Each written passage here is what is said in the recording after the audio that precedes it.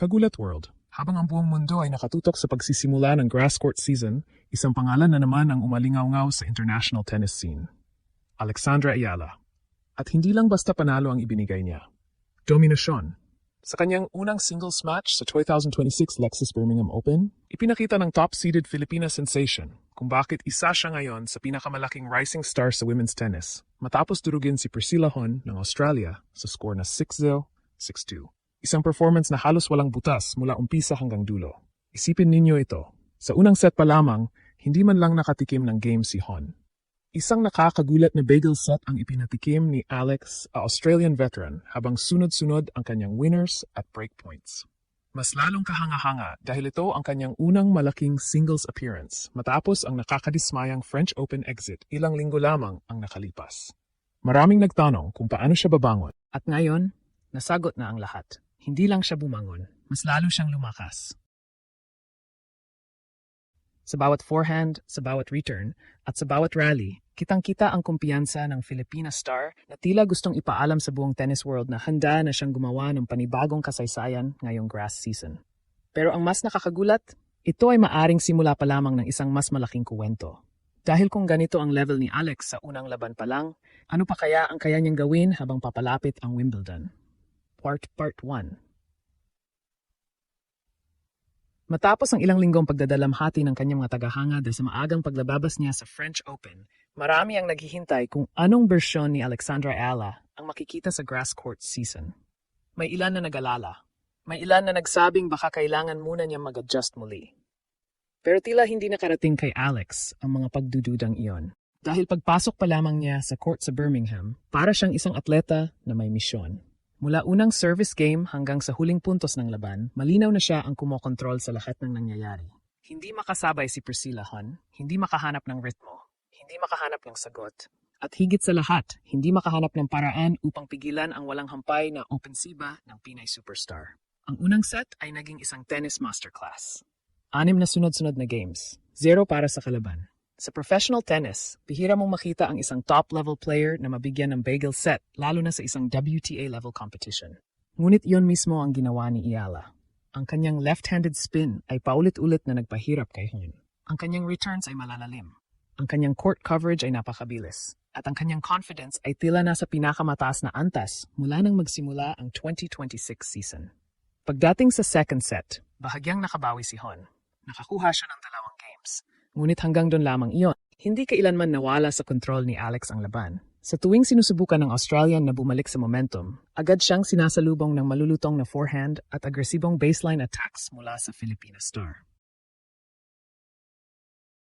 Ang mas nakakabilib pa rito ay ang statistics. Nakapagtala si Ayala ng mataas na first serve efficiency habang matagumpay niyang na-convert ang 6 sa 11 breakpoint opportunities. Ibig sabihin, halos bawat pagkataong magkamali ang kalaban ay agad niyang pinarurusahan. Ito ang uri ng killer instinct na karaniwang makikita sa mga elite players. At marahil, iyon ang dahilan kung bakit parami ang naniniwalang hindi na lamang prospect si Alexandra Ayala. Hindi na lamang siya future star. Unti-unti na siyang nagiging isa sa mga pangunahing pangalan na kailangang bantayan sa women's tennis. Sa edad na 21, dala niya ang buong pag-asa ng bansang Pilipinas. At sa Birmingham, nagbigay siya ng isang napakalakas na mensahe. Hindi pa tapos ang kanyang kuwento. Sa katunayan, maaring nagsisimula pa lamang ang pinakamagandang kabanata ng kanyang karera. Ngayon mga kababayan, pag-usapan natin kung bakit napakalaga ng panalong ito para kay Alexandra Ayala at para sa buong Pilipinas. Marami kasi ang nakatingin lamang sa score na 6-0, 6-2. Oo, dominante iyon, pero ang tunay na kuwento ay mas malalim pa. Tandaan natin na ang grass court ay hindi natural na surface para sa karamihan ng mga manlalarong lumaki sa Asia. Mas mabilis ang bola, mas mababa ang bounce, mas kaunti ang oras para magdesisyon. At sa loob ng maraming taon, ito rin ang surface na kailangang pagtrabahuhan ni Alex. Ngunit mula noong nakaraang season, may malaking pagbabago na nangyari. Unti-unti niyang natutunan kung paano gamitin ang kanyang bilis, ang kanyang left-handed angles, at ang kanyang agresibong mindset upang maging mas epektibo sa damuhan. Noong 2025, nagsimula ng mapansin ng tennis world ang kanyang pag-usad sa grass. Ngayon, sa 2026, tila ibang level na ang kanyang laro. Makikita ito sa paraan ng kanyang pag-atake. Hindi siya naghihintay ng pagkakamali ng kalaban. Siya mismo ang gumagawa ng pressure. Siya mismo ang nagdidikta ng tempo. At yun ang eksaktong ginawa niya laban kay Priscilla Hon. Sa bawat return game, tila alam na niya kung saan pupunta ang susunod na bola. Sa bawat rally, siya ang may kontrol. Sa bawat mahalagang punto, siya ang mas kalmado. At kapag ganito ang klase ng kumpiyansa ng isang manlalaro, nagiging napakadelikado siya para sa buong draw.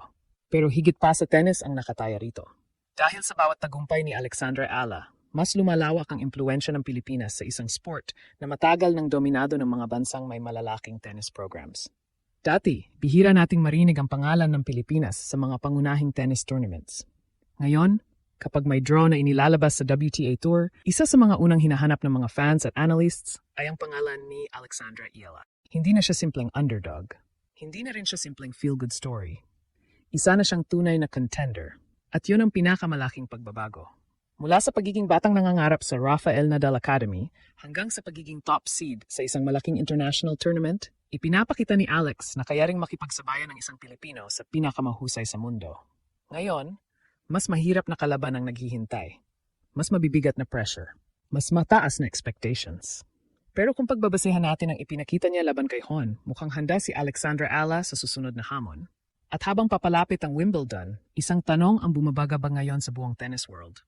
Hindi na kung kaya bang manalo ni Alex, kundi hanggang saan ang kaya niyang marating. Dahil kung ganito ang simula ng kanyang grass court campaign, baka hindi lang Birmingham ang kanyang magugulat. Baka buong mundo na naman ang kanyang pasabugin. Mga kababayan, habang maraming atleta ang nangangailangan ng ilang laban para makuha ang kanilang kumpiyansa sa bagong surface, si Alexandra Ala ay tila dumating sa Birmingham na handang-handa ng makipagdigma. At yun ang dahilan kung bakit napakalaking pahayag ng kanyang 6-0, 6-2 panalo laban kay Priscilla Hon. Hindi lamang ito isang ordinaryong first-round victory. Isa itong mensahe. Mensaheng nagsasabing hindi naapektuhan si Alex ng kanyang French Open setback. Sa halip, ginamit niya iyon bilang gasolina upang maging mas malakas, mas agresibo, at mas mapanganib sa grass court season. Ngayon, habang papalapit ang Wimbledon, lalong tumitindi ang excitement ng mga Pilipino sa buong mundo. Bawat laban ni Alex ay hindi na lamang personal na laban para sa kanyang karera. Ito ay laban para sa inspirasyon ng susunod na henerasyon ng mga batang Pilipinong nangangarap na makarating sa pinakamalaking entablado ng sports. At kung may isang bagay na napatunayan niya sa Birmingham, iyon ay ang katotohanang hindi aksidente ang kanyang pagangat sa world rankings. Pinaghirapan niya ito, pinagpaguran niya ito, at patuloy niya itong ipinaglalaban sa bawat torneo. Kaya sa mga susunod na araw, tutok lang tayo. Dahil maaring isa naman tayong saksi sa panibagong kabanata ng kasaysayan. Isang kabanatang maaring magdala kay Alexandra Ayala sa mas mataas pang antas ng world tennis. Sa ngayon, malinaw ang mensahe. Buong mundo, ginulat na naman ni Alexandra Ayala